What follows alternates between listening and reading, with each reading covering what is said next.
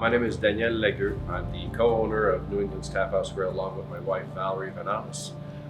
Pretty much a family business. My two daughters also work here. Started the business in January of 2013 and we started off with about 5,000 square feet that we have originally, and then we added this in 2016, I believe. We added it in sections so we can close off a couple of sections, so when we're not too busy we can close off this section so it doesn't look empty, which was, crowd management, I guess, and lead time management. We wanted the people to not wait too long, but we didn't want it to look like a deserted restaurant. So we sort of implemented a couple of different sections. So this garage door comes down, and then we have another section in the back that we have a private function in the back. So we could actually just do the bar on Thursdays, and then if we want on Friday and Saturday, we just open up the whole things. Or if you want a private event, you can actually do just this space and have it separate from the restaurant also. So it's very versatile nowadays.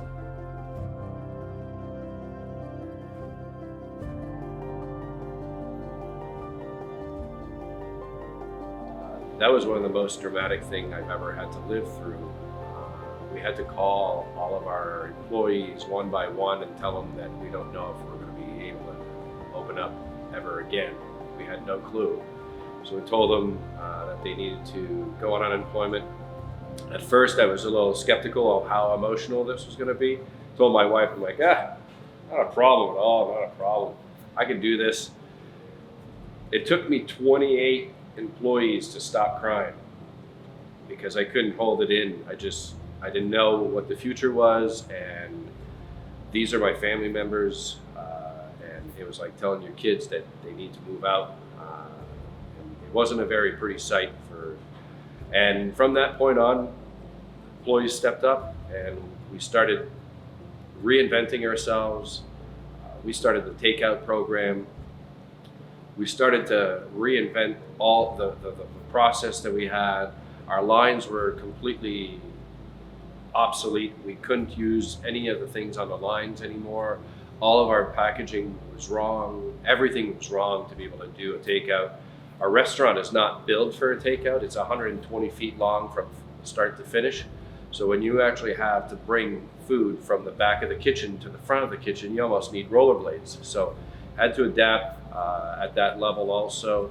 Had to put some holding ovens in the front of the restaurant so that we could just bring everything in at the same time and just leave it there instead of going back and forth for each order.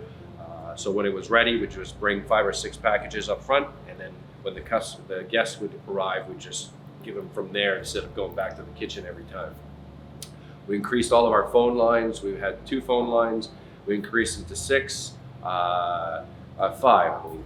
And that was a good addition because people were on hold all the time. At first, we were struggling with people on hold. Everyone was trying to order it.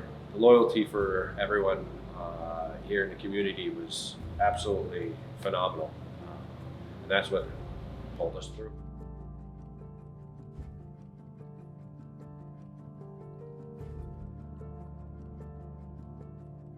Well, at first we didn't really quite know how loyal our people were. We always talk about loyalty, and we always praise loyalty. That's one of my biggest things. And I was always very animate about, I'm not looking for always the best talent up front, but I'm looking for loyalty and authenticity. And our employees stepped up to the plate, and some of them even said, we'll work for free. Well, just to get you started, we don't care about the pay. We don't care about, we're not looking for money right now. We know that we're going to be making money later on, but we just want to save the business. We went from 100%, 95% dine-in with alcohol to 20% of our business, which was just takeout. No dine-in, no alcohol. We sold a couple of 6-packs to go, and that was it. I mean, we didn't do much with that, so the money wasn't there anymore. And in a restaurant, the profits come later on when you start selling alcohol. So we were struggling for the first 2 months until they said, well, you can now open outside. we really saw the loyalty kick in once everyone was able to actually go outside. Everyone came here instead of going up to other chain restaurants. We still had some loyalty happen through our guests when we were doing takeout, but because people are not really into takeout, and some of them were still very scared of the outcome. They didn't travel too much. Some people stayed isolated. So it was very complicated at the beginning to quantify loyalty, because we were only at 20% of our full capacity, but still working a lot longer hours, and our employees were struggling just to be able to get here. It was just, everything was complicated. Just getting phone lines was complicated.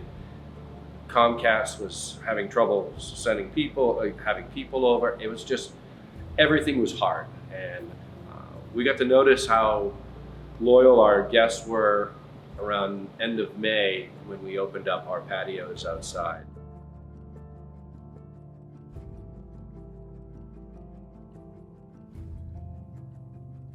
If you look at a large corporation, one of the biggest drawbacks of a large corporation is that they can turn on a dime. And we were still growing, and we were always eager for change. So adapting and overcoming, usually from the military background that I have, it basically was what made us successful. My wife, Valerie, was on board. She executes plans like no other, and our staff was very eager to bring in new solutions. So we weren't stuck in our ways. We reinvented everything that we knew just to be able to survive. And once we had the cash flow start to come in, and we started seeing that we were doing something right, then we just pushed it on overdrive and started. The patio was one. That was a large investment on our part, to not knowing if it was going to succeed or not, but we had no choice. We didn't have any other outlet. We couldn't do it inside, and we knew that inside for takeout was not sustainable for us. So we had to reinvent. We almost reinvented to the point of having a market inside the restaurant.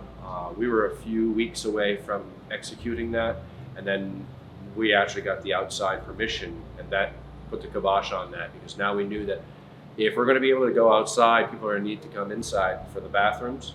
So I didn't want to actually have issues with flow and traffic flow. So we decided to just stop that project, put it on hold until further notice, and then the business outside was so successful, and people were so eager to go outside and spend their money in the local community, that we just strived with that. And to be honest, summer 2020 was better than summer of 2019 in some cases. Once it started to go on full gear, we started having some significant increase in sales, and it was all due to the outside patio. We added 80 seats outside, which normally we only had 14. So by adding 80 seats, and then we had a collaboration with our neighbor that said that they wanted to have the patio during the day, and at 6 o'clock they were closing down. So we took over their space also at that point. So we were very fortunate to have that much more capacity. So when we were able to open in September, I believe it's in September, we were able to open up inside. We had to shut down some parts of our restaurant, like this part here in the vault room. We had to shut this down because we didn't have enough capacity to be able to succeed supplying the food for all of the restaurant. We were going up to almost 320 capacity, and we didn't have all the employees needed to be able to do that jump. So it was adapt and overcome. That's basically the overall theme of this 2020, 21, and even 22 right now.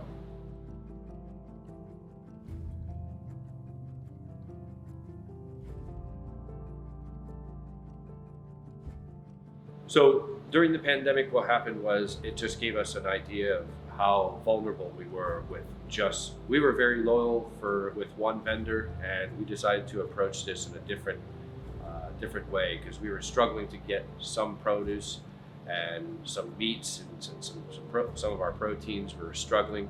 What we would normally get for $3.50 a pound, fresh, was coming in at $6.50, $7 a pound frozen, and that is if we could get it. So we struggled through that, and plus the prices of all of the produce started to increase, and scarcity of the product was unheard of, and it's still ongoing right now. So having multiple sources for vendors, it was not something that I wanted to do originally. We didn't really want to approach. We wanted to be loyal with the people that were there for us, but we couldn't afford to go that one route because it just put us in a very vulnerable place. So we had to increase all of our product vendors, including we had to do a little bit more with our organic farm, Hip Peas Farm, just to be, and that was one of the things that we were supposed to start earlier, but we did implement that at the time, and it was one hand washes the other, so it gave us a good advantage over other people. At first, it was hard because everyone wanted protein and salads, and all the other vegetables were not on their radar. But soon after, everyone was stocked up on meat. They all wanted to have fresh produce, so it put us in a very favorable situation. So it worked out really well.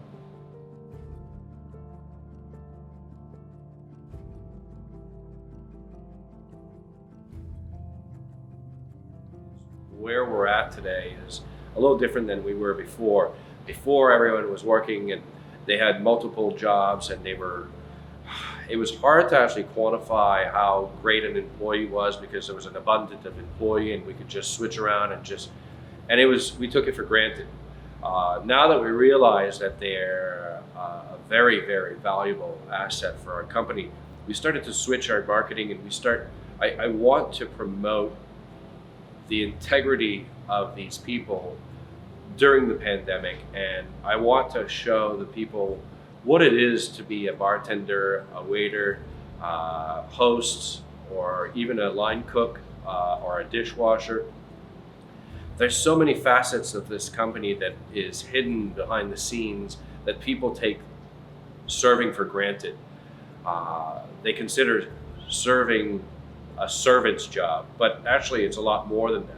And I want to promote that. I want to actually take these careers and put them in the spotlight so that people understand the value necessary to be able to actually to do this job. Your grandparents might have died the week before. The guest in front of you does not need to know that, but it also doesn't need to be affected by your mood, because if they're affected by your mood, your tip as a bartender, as a waiter, reflects. So you need to actually be able to adapt and hide your emotions in a lot of cases. Some people are going through, some guests are coming through, and they have had death in a family. So they are miserable, and they will transfer that miserable attitude towards you.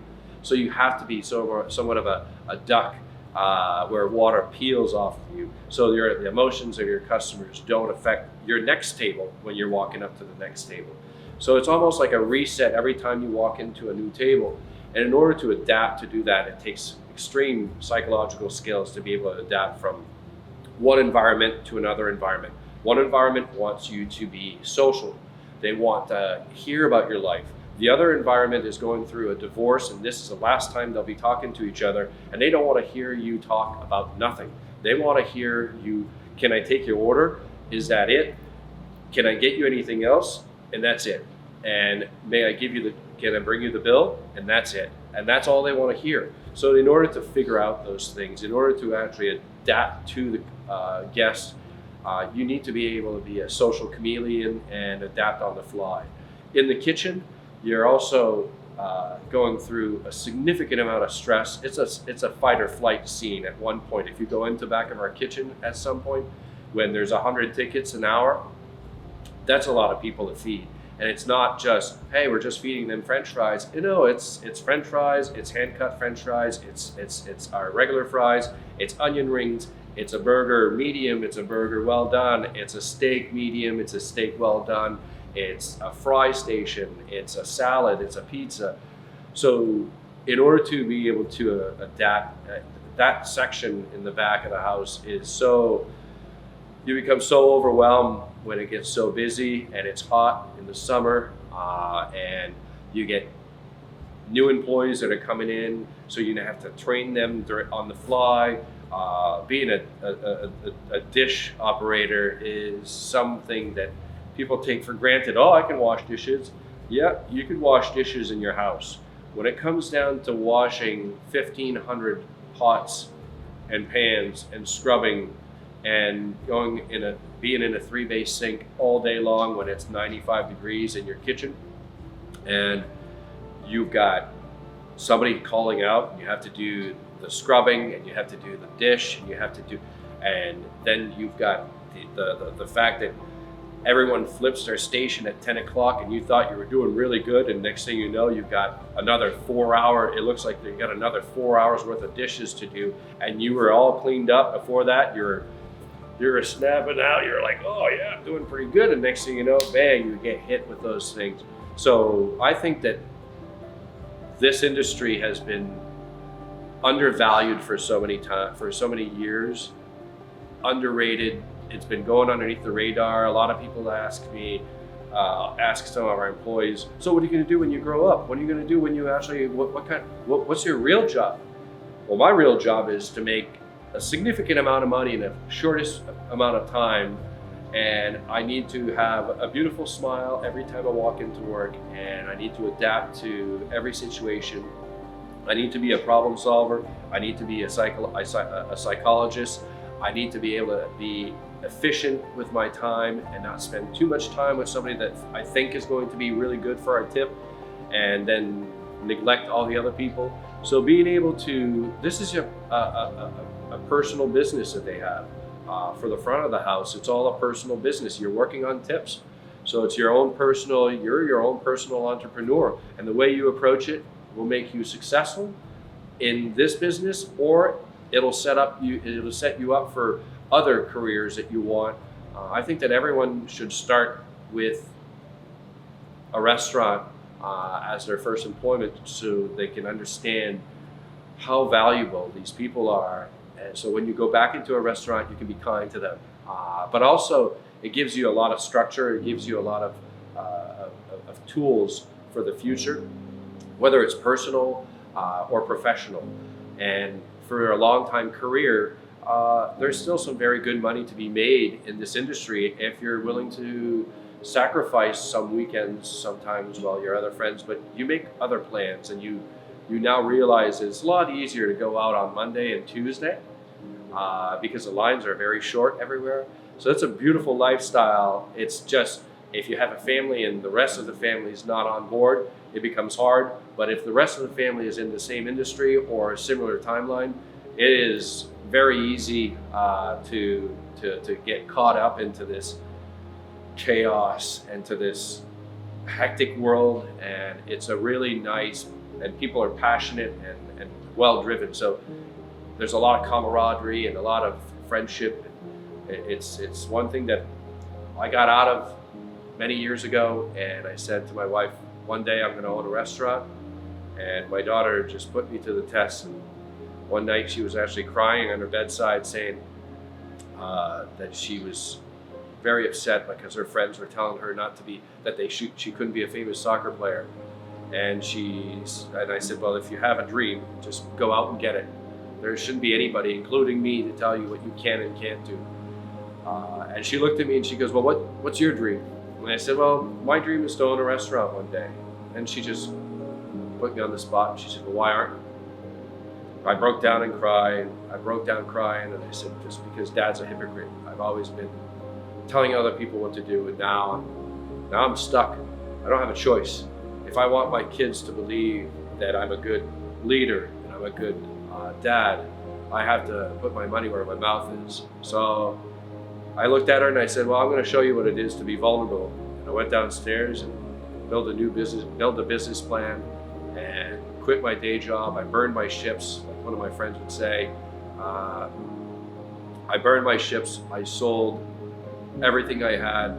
I invested all my money and my time into this, and At first, it was very scary because we didn't have the money necessary to start. But every time we pushed further and further along, things would just fall into place.